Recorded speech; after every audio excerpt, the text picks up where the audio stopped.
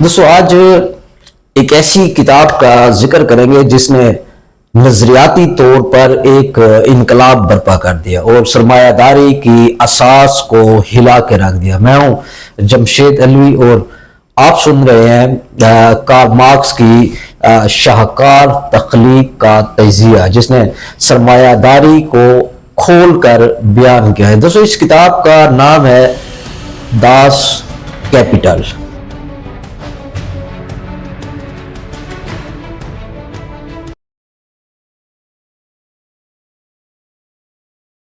دوستو اگر میں کہوں کہ یہ کارل مارکس کی زندگی کا سب سے بڑا فکری کارنامہ ہے تو یقینی طور پر یہ ایک سچ ہوگا جس نے نہ صرف فلسفے بلکہ معاشیات، سیاسیات اور سماجیات کو بھی ہلا کے رکھ دیا۔ اس کتاب کی دلچسپ بات یہ ہے کہ اس نے صرف معاشیات ہی کی نہیں بلکہ پورے سرمایہ دارانہ نظام کے تجزیے کی مکمل فلسفیانہ تشریح کی ہے۔ مارکس اس کتاب میں بتاتا ہے کہ سرمایہ داری کس طرح محنت کش طبقے کا استحصال کرتی ہے اور کیسے پرافٹ جسے ہم نفع کہتے ہیں وہ پیدا ہوتا ہے جو دراصل محنت کی چوری سے ہی پیدا ہوتا ہے۔ اس کتاب کا مقصد محض معاشی نظام کو سمجھنا نہیں بلکہ ہم کہہ سکتے ہیں کہ سرمایہ داری نظام کے خاتمے کا نظریاتی جواز فراہم کرنا تھا۔ لہذا یہ ایک کتاب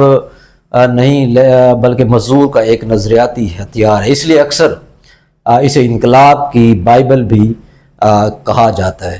دوستو مارکس نے اس پر کتنی محنت کی اس کا اندازہ آپ اس بات سے آپ کو ہو جانا چاہیے کہ اس کتاب کو مکمل ہونے میں تقریباً 20 سال لگے۔ اس سے آپ یہ اندازہ لگائیں کہ کس قدر اس پر محنت اور دماغ خرچ کیا گیا۔ اور دلچسپ بات یہ ہے کہ جس وقت مارکس اس کتاب پر کام کر رہا تھا اسی وقت مارکس کی جو معاشی حالات تھے وہ نہایت ہی ابتر تھے۔ مارکس نے اس پر 1840 کی دہائی کے آخر سے کام شروع کیا اور پہلی جلد 1867 میں مکمل کی۔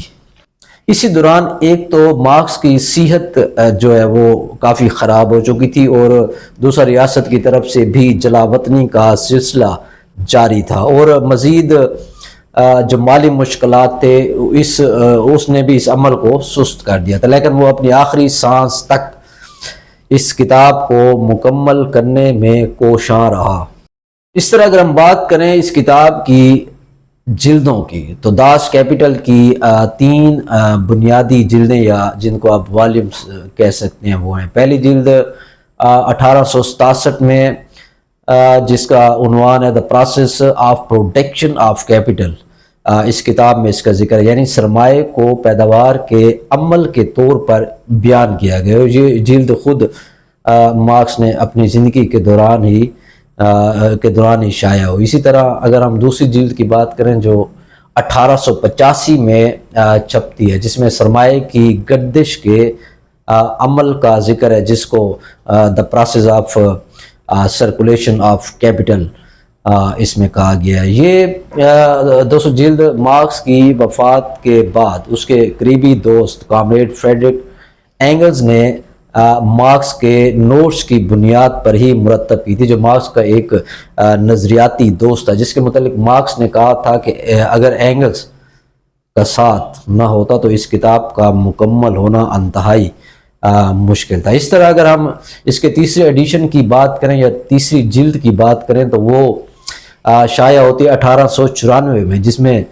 سرمایہ دارانہ پیداوار کا حل کا کل عمل بتایا گیا یعنی جس کو ہم کہہ سکتے ہیں The Process of Capitalist Production as a Whole یعنی اس کل عمل کی اس کا تجزیہ ہے۔ اچھا یہ بھی اینگلز نے مارکس کے مسودوں سے ہی تیار کر کے اس کو شائع کیا۔ بعد میں مارکس کے غیر مطبوعہ نوٹس سے اس کی چوتھی جلد جس میں تھیوریز آف سرپلس ویلیوز جو بہت اہم ہے وہ اخذ کی جاتی ہے جسے اکثر داس کیپٹل کا ضمیمہ بھی سمجھا جاتا ہے۔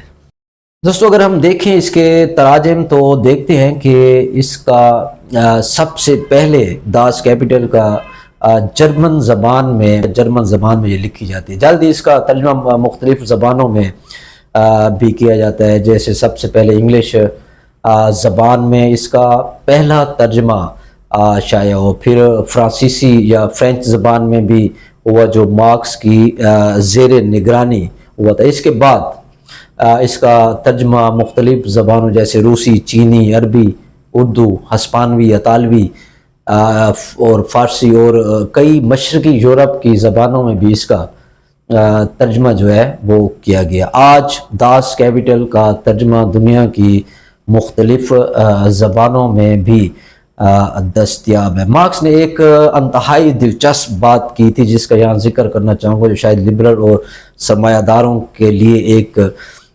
انتباہ کے طور پر بھی تھی۔ مارکس کہتا ہے کہ سرمایہ داری کا تابوت میں نے تیار کر دیا، اب مزدور طبقے نے کرنا یہ ہے کہ صرف اسے دفنانا ہے۔ یہی وجہ ہے کہ داس کیپٹل صرف کتاب نہیں رہی، وہ طبقاتی جدوجہد کا ایک منشور بن چکی ہے۔ دوستو، اسی کتاب کی پہلی جلد پر جس میں ذکر ہے the process of production of capital, جس کا مطلب یہ ہے کہ سرمایہ کی پیدائش کا عمل، کہ سرمایہ بنتا کس طرح۔ اس موضوع پر ہم ڈیٹیل میں بات کریں گے نیکسٹ ایپیسوڈ میں، اور یہ کوشش کریں گے کہ اس کو آسان آپ کو سمجھانے کی کوشش کریں۔ ہم اس کتاب کو سمجھنا ضروری ہے تاکہ محنت کش طبقے کو اس کے نظریاتی ہتھیار سے تیار کیا جا سکے۔ اور اس کے ساتھ ہی میں آپ کا بہت شکر گزار ہوں۔ اجازت دیجیے اور چینل کو ضرور سبسکرائب کیجیے گا۔